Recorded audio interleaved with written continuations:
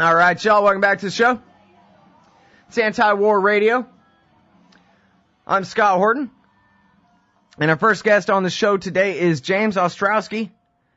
He is a trial and appellant lawyer and libertarian author from Buffalo, New York. He writes for LouRockwell.com.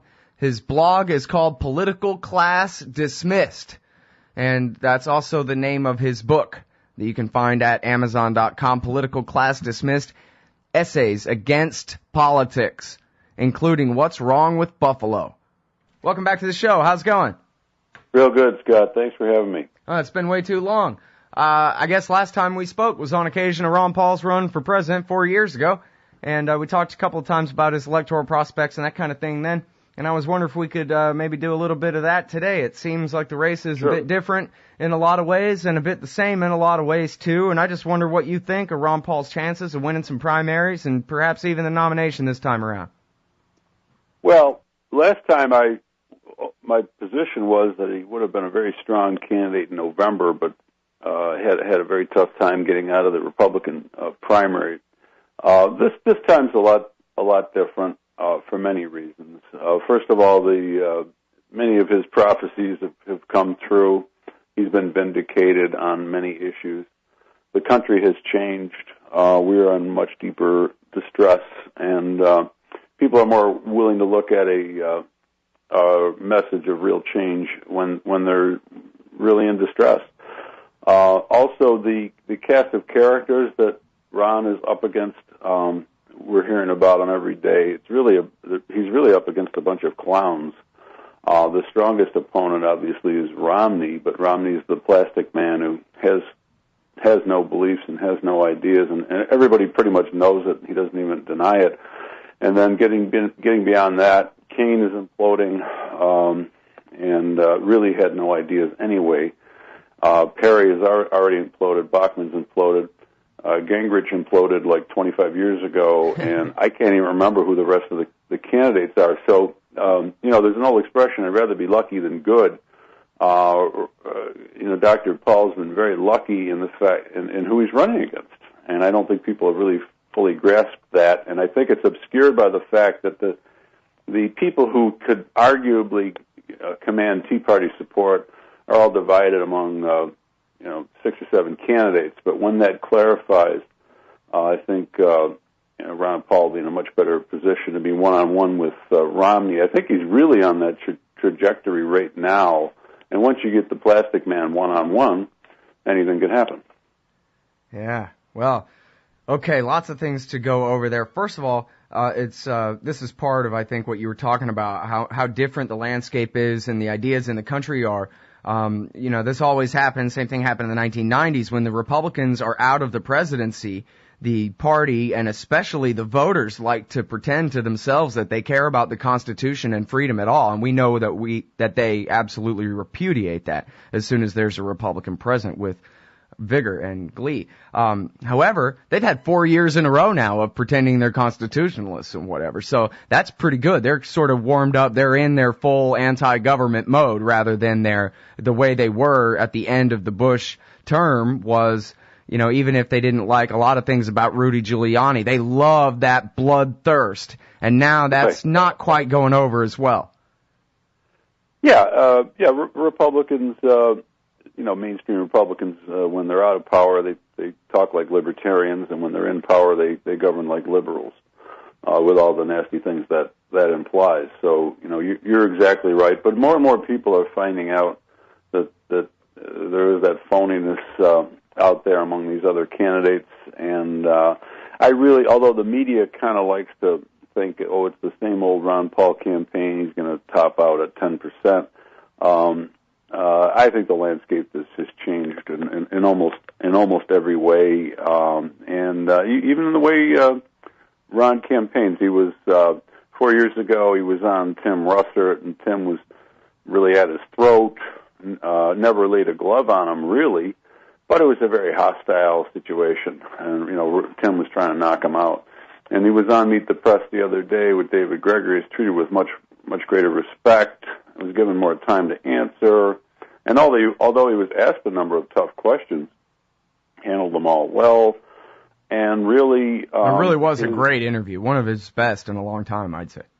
Yeah, I did a tweet. I said, boy, I think he just might have won the GOP nomination with that, because when he can answer, the toughest questions about the radical elements of his platform in sound very, very reasonable, I think he's at the point where he's got to be taken as a mainstream candidate. Mm-hmm. All right, now, the other thing, when you talked about what clowns they all are, same difference as last time, too. I mean, just if I could go through them real quick, Giuliani was pro-abortion and a liberal and was making out with Donald Trump on camera and whatever. He's not acceptable to Southern Christian Republican types. There's no way. So he was dead in the water.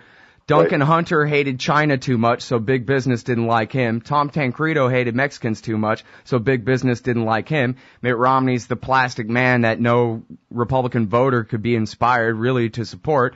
And then there was Ron Paul, who's anti-war and pro-Bill of Rights, so that counted him out. And so basically they were left with, well, I guess here he was in last place this whole time, but the old standby is so-called war hero McCain and whatever, and so he just kind of got it by default because of the terrible shortcomings that the other candidates had, and of course, I mean that in a tongue-in-cheek way as it applies to Dr. Paul. But now this time, if there's kind of the old standby to fall back on after we've excluded, the pizza man who wants to raise everybody's taxes and Mitt Romney, the plastic man who, and let's face it too, Southern, and maybe I'm wrong about this, but I don't think so. Southern Methodists and Baptists are not going to elect Mitt Romney on Super Tuesday in their primaries. He can't win in the South, I don't think, because of his religion, and because they're bigots, not because there's anything particularly wrong with Mormonism.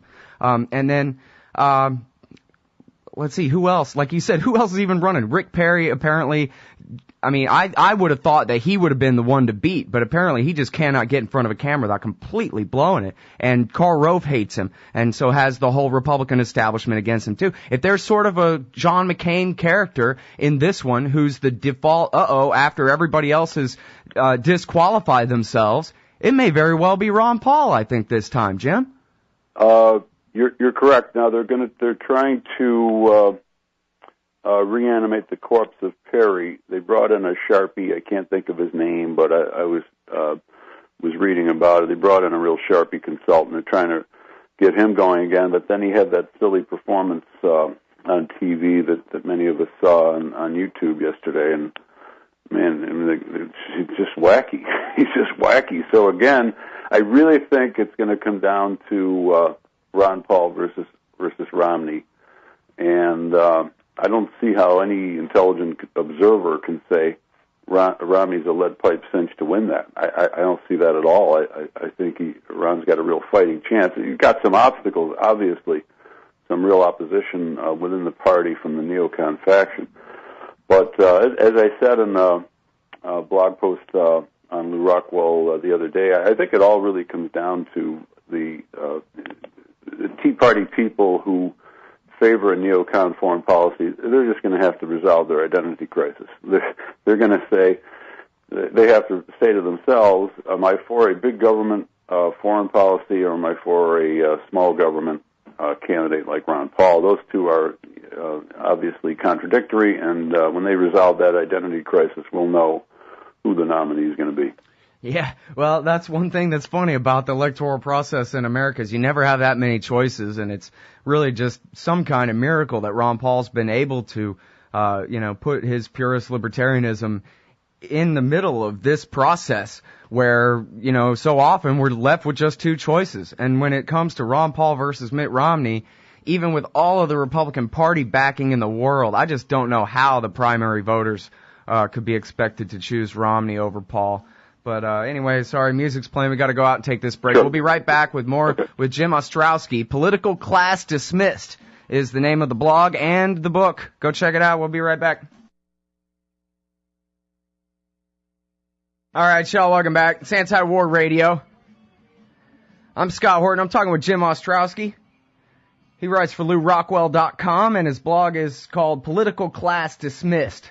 It's also the name of his book, Essays Against Politics. I like that. Not essays against this side or that, but just all of these guys.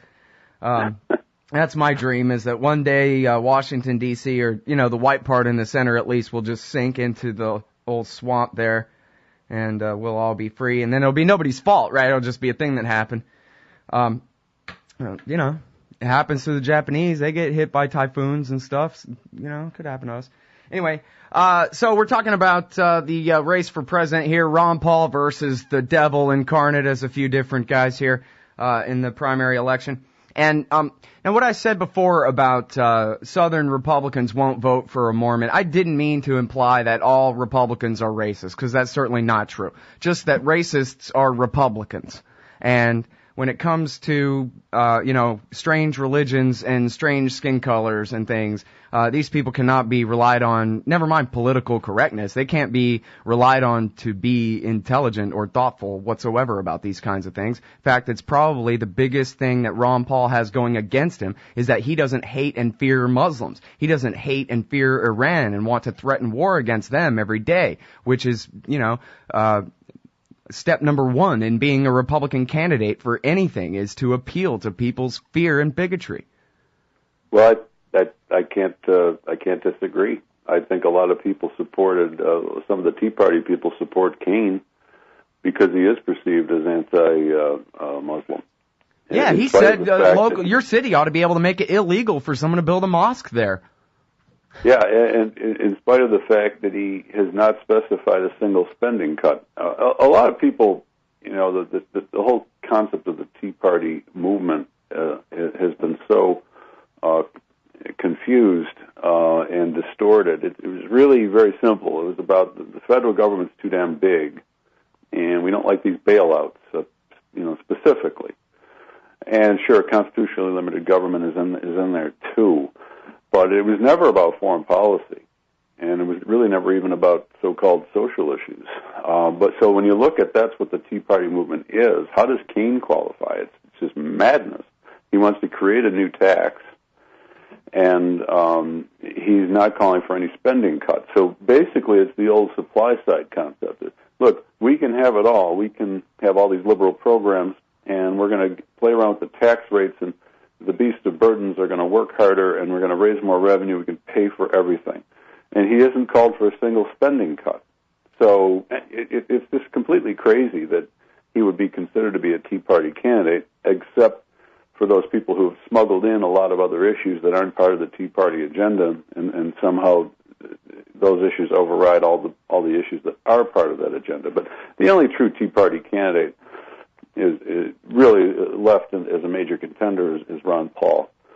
Bachmann to some extent on domestic issues, but she's already self-destructed and she's not a serious candidate anymore. So Ron's the only guy left who's a serious Tea Party candidate. I don't understand. I was at the first Tea Party rally in Buffalo. I helped organize it. I'm as Tea Party as they come, and I really don't understand fellow members of the movement who can support somebody like Cain. All right, well, and one thing that we know about Ron Paul, too, is that he's in it for the long haul. He's got enough supporters out here. It's not Wall Street. They're all bankrolling Mitt Romney and Rick Perry and Barack Obama. But he's got millions of people who are willing to give him $20 to keep this thing going. You know, regular Americans out here in the real world. And, you know, I just wonder, though. That gives him a great strategic advantage that the other candidates don't have. The other candidates have to create some buzz and create kind of this artificial impression of a campaign. And Ron's campaign is organic. Wherever he goes, he came to Buffalo, he had 700 people on 3 days' notice.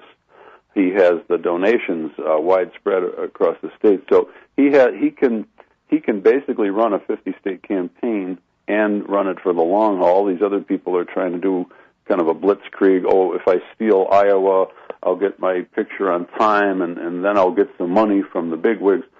So he has that great strategic advantage of actually being a candidate with real support.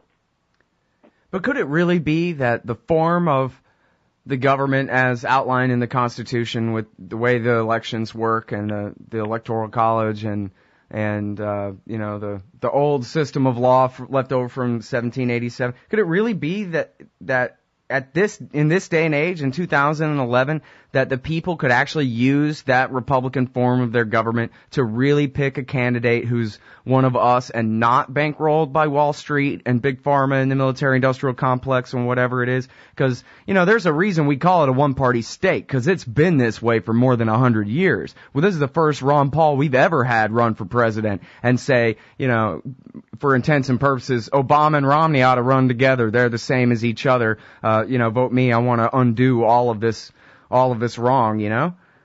Right. Well, it's historic. He's really would be the first Jeffersonian president since Grover Cleveland, who came out of Buffalo.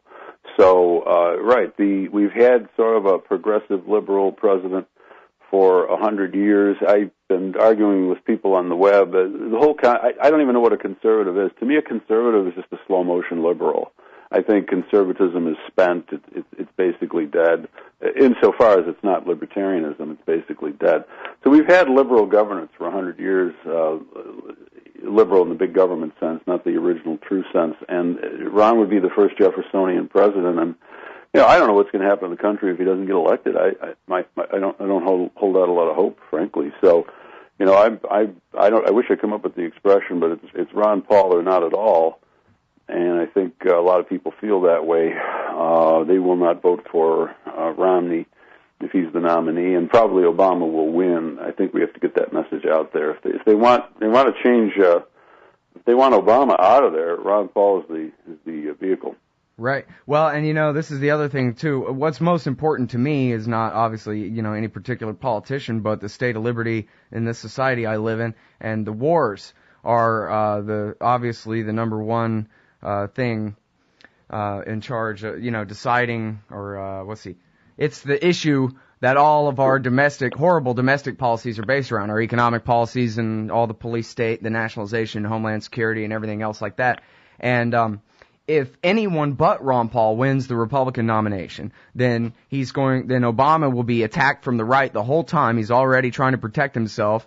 I'm not saying he's not a bloodthirsty maniac in his own right, but I'm just saying the way the system is set up is the right wing always attacks him for killing too little. And so he has to kill more in order to look like a tough guy Democrat and whatever. That's the way their calculus works. And if Ron is the nominee, even if he loses, at least Obama has to defend his warmonger position from a real peacenik for, the 3 or 4 months of the general campaign after 2 months or whatever of the general campaign after the election. He'll have to defend himself from what would be termed, I guess, from the left, from a peacenik attack. Right. And so that'll put all the pressure on him to try to say, no, we're winding this down and we're winding that down and that kind of thing instead of the other way. Well, you're exactly right. Now, the whole left-right political spectrum is gibberish in my view, but a lot of people believe in it. So taking that seriously, Ron can outflank Obama from the left on the war and create many problems for Obama. I think he can outflank Obama on other issues like medical marijuana. So he outflanks him from the left and the right simultaneously, which sounds like a pretty good military strategy to me for winning. Yeah. So that's why he gives Obama problems that no other Republican candidate can possibly give Obama. Yeah. Well, what's funny too about like what you said about conservative is just a slow motion liberal. Depending on how you look at it, you could say that liberals are the former libertarians who abandoned liberalism and adopted conservatism, adopted the means of using state power to achieve all their so-called liberal ends. That's why Gabriel Kolko called the progressive era the triumph of conservatism, because it was a conservative right-wing banker plot to convince all the people who are just born hating people like that to be statists and to believe that they could somehow use their democracy to keep big business in check when it was a scam all along. They just wanted to empower the state to use it against us. And we see how well it worked.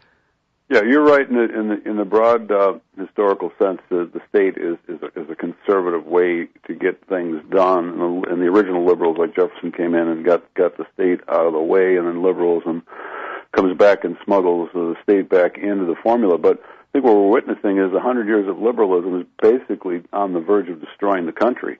And if it doesn't stop now, the country simply may not exist as we've known it. And I'm saying that openly to people. I don't care if people think I'm being an alarmist. I'm not an alarmist. I'm really not. I'm just a I think I'm a cool analyst of the situation.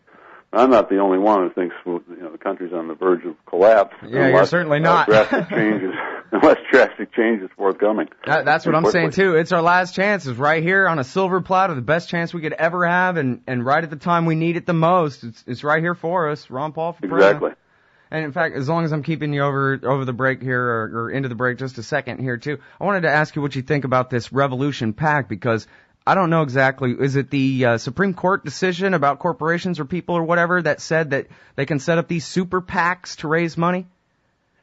Yeah, you kind of got me there. I mean, we've always had PACs. I think what the Supreme Court decision is being interpreted to mean is that there's no longer spending limits on it. But we've always had PACs, and I have no problem. One of the gentlemen running for president, Buddy Romer, criticized Ron for having a PAC. First of all, it's not his. He can't coordinate with it. He can't set it up. It'd be illegal if he did. So it's not Ron's PAC. Right. But I don't see any harm in having 1, 2, 3, 4 PACs out there. The more the merrier. The creative competition in the market of ideas is a great concept. So people will think of ideas that the other campaign operation didn't think of. So, I have no problem. From what I've seen, they're doing good work.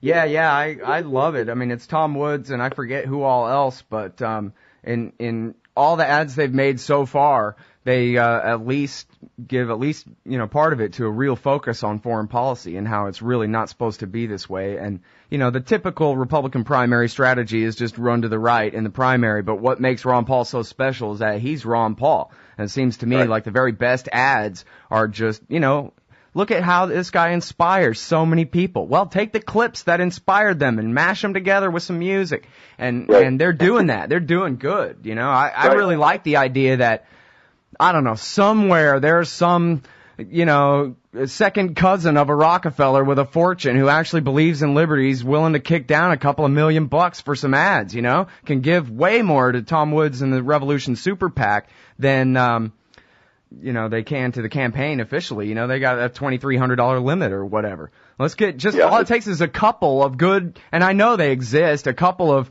millionaires and billionaires who made their money in the free market and would like to have one, to do the right thing here. Let's hope so, because apparently they're not really restricted on what they can give. All right. Well, I got to cut you loose, but I really appreciate your time on the show today, Jim. It's been great. Thanks a lot, Scott. It's always fun. Thanks very much. All right, everybody, that is the great Jim Ostrowski. James Ostrowski, same difference. Political Class Dismissed is the blog and the book. Essays Against Politics. You can also find him writing regularly at LouRockwell.com.